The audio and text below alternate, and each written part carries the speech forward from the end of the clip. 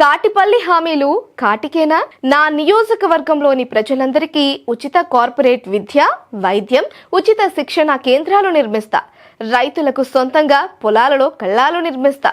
ప్రతి గ్రామంలో క్రీడా ప్రాంగణాలు ఏర్పాటు చేస్తా. ఆసుపత్రులతో పాటు పాఠశాలలు కూడా నిర్మిస్తా.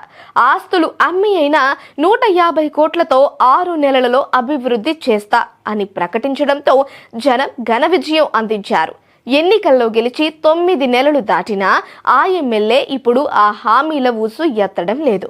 దీంతో ఆ పార్టీ శ్రేణులను గ్రామాలలో ప్రజలు నిలదీస్తూ ఉండడంతో వారు ముఖం చాటేస్తున్నారు. కామారెడ్డి శాసనసభ స్థానం నుండి మాజీ సీఎం కేసీఆర్ ప్రస్తుత సీఎం రేవంత్ రెడ్డితో తలపడి మరీ గెలిచాడు బీజేపీ ఎమ్మెల్యే కాటిపల్లి వెంకటరమణారెడ్డి.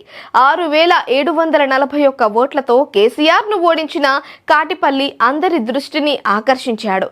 ఇద్దరు ముఖ్యమంత్రులను ఓడించిన జైంట్ కిల్లర్ అని మీడియా కొద్ది రోజులు కాటిపల్లిని ఆకాశానికి ఎత్తింది.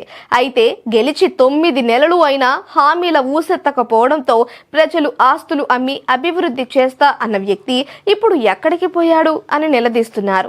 త్వరలో గ్రామ పంచాయతీ, జడ్పీటీసీ, ఎంపీటీసీ ఎన్నికలతో పాటు ఆ వెంటనే మున్సిపల్ ఎన్నికలు కూడా రాబోతున్నాయి. ఈ నేపథ్యంలో కామారెడ్డి నియోజకవర్గంలో ఎన్నికల్లో కాటిపల్లి ఇచ్చిన 150 కోట్ల మేనిఫెస్టో సోషల్ మీడియాలో చక్కర్లు కొడుతోంది.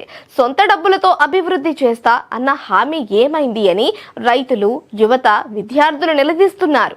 ఈ నిలదీతలు ఎక్కువైన నేపథ్యంలోనే శాసనసభ సమావేశాల సందర్భంగా రాజకీయాల్లోకి ఎందుకు వచ్చాను అంటూ కాటిపల్లి వైరాగ్యం ప్రదర్శించాడని అంటున్నారు.